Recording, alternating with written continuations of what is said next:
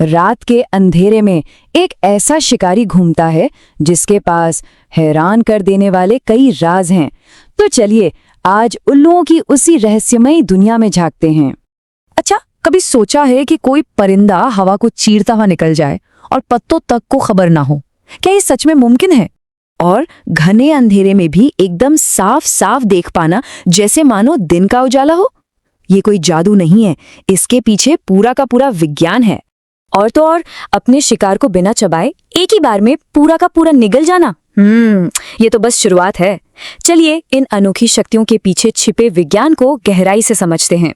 तो सबसे पहले बात करते हैं उल्लुओं की उस खासियत की जो उन्हें एक बेमिसाल शिकारी बनाती है, और वो है उनकी खामोश उड़ान।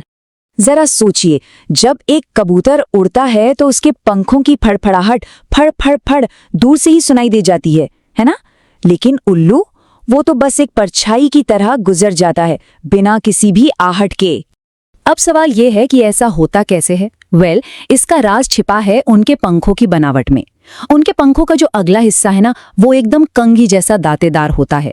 ये हवा को छोटे छोटे टुकड़ों में बांट देता है, जिससे शोर खत्म हो जाता है। और अगर कोई आवाज बच भी जाए तो पंखों के पीछे के नर्म मुलायम रेशे उसे भी सोख लेते हैं। यानी आसान भाषा में कहें तो कुदरत ने उल्लुओं को वो स्टेल्थ ड्रोन बना दिया जिसे बनाने के बारे में हम इंसान आज सोच रहे हैं। ये वाकई ऐसे शिकारी हैं जिनकी आहट शायद शिकार को मौत के बाद ही सुनाई देती होगी। सिर्फ खामोश उड़ान ही नहीं, उल्लुओं के पास एक और सुपर पावर है, और वो है उनके कान। मजे की बात यह है कि उनके कान एक सीध में नहीं होते, एक कान थोड़ा ऊपर होता है तो दूसरा थोड़ा नीचे।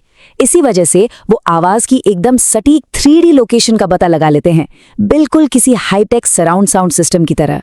इसका सबसे बेहतरीन उदाहरण है बार्न आउल। वैज्ञानिकों ने एक्सपेरिमेंट्स में पाया है कि ये उल्लू घोर अंधेरे में जहां कुछ भी दिखाई न दे, वहां सिर्फ आवाज के दम पर अपने शिकार को दबोच सकते हैं। वो सिर्फ सुनते नहीं हैं, वो अपने दिमाग में आवाज का एक पूरा नक्शा तैयार कर लेते हैं। तो ये तो बात हुई कि उल्लू शिकार कैसे करते हैं, पर अब सवाल ये उठता है कि उनका शरीर इसमें उनकी मदद कैसे करता है।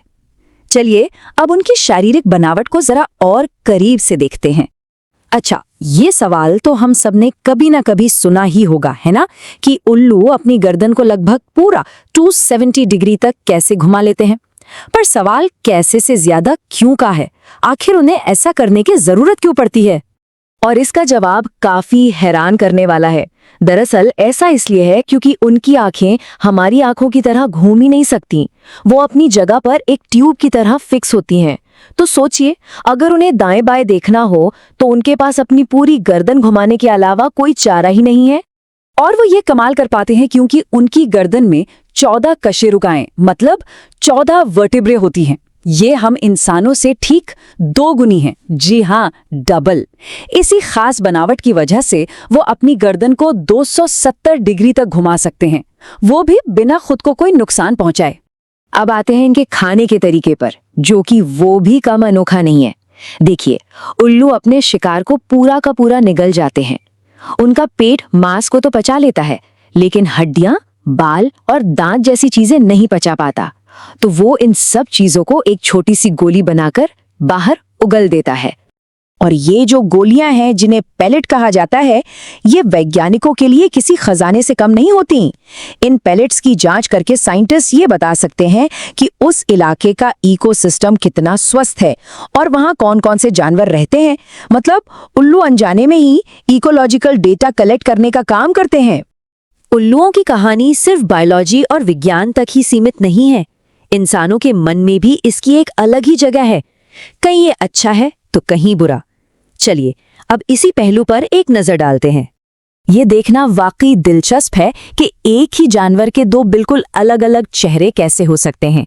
एक तरफ प्राचीन ग्रीस में उल्लू को ज्ञान और बुद्धिमानी का प्रतीक माना जाता था, देवी एथीना के साथ जोड़ा जाता था। तो वहीं दूसरी तरफ अफ्रीका और एशिया की कई लोक कथाओं में इसकी आवाज को दुर्भाग्य या मौत का संदेश माना गया है। और भारत में तो इसका सिंबलिज्म और भी ज्यादा गहरा है। यहाँ उल्लू को धन की देवी मां लक्ष्मी का वाहन माना जाता है, लेकिन इसके साथ एक चेतावनी भी जुड़ी है कि धन के साथ कभी भी मूर्खता या अज्ञानता नहीं आनी चाहिए। देखिए कितना जटिल प्रतीक है।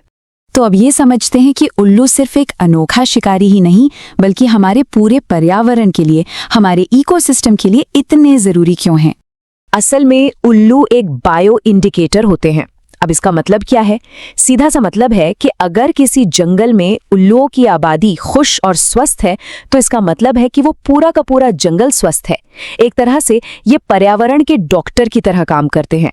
लेकिन अफसोस की बात यह है कि आज इन शानदार जीवों पर कई तरफ से खतरे मंडरा रहे हैं।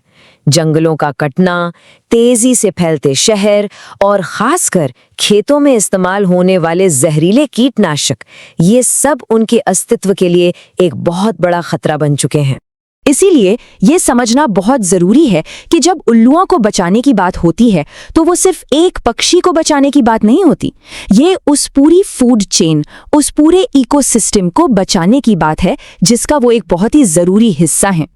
तो अगली बार जब रात की खामोशी में एक धीमी सी हूं हूं की आवाज कानों में पड़े, तो एक पल के लिए रुकिएगा और याद रखिएगा कि ये सिर्फ एक पक्षी की आवाज नहीं है। ये लाखों सालों के एवोल्यूशन, लाखों सालों की इंजीनियरिंग का नतीजा है जो हमसे बात कर रहा है। और ये हमें सोचने पर मजबूर करता है कि रात के इस अंधेरे में ना जाने और कितने ही ऐसे रहस्य छुपे होंगे जिनके बारे में हम अभी तक कुछ भी नहीं जानते हैं।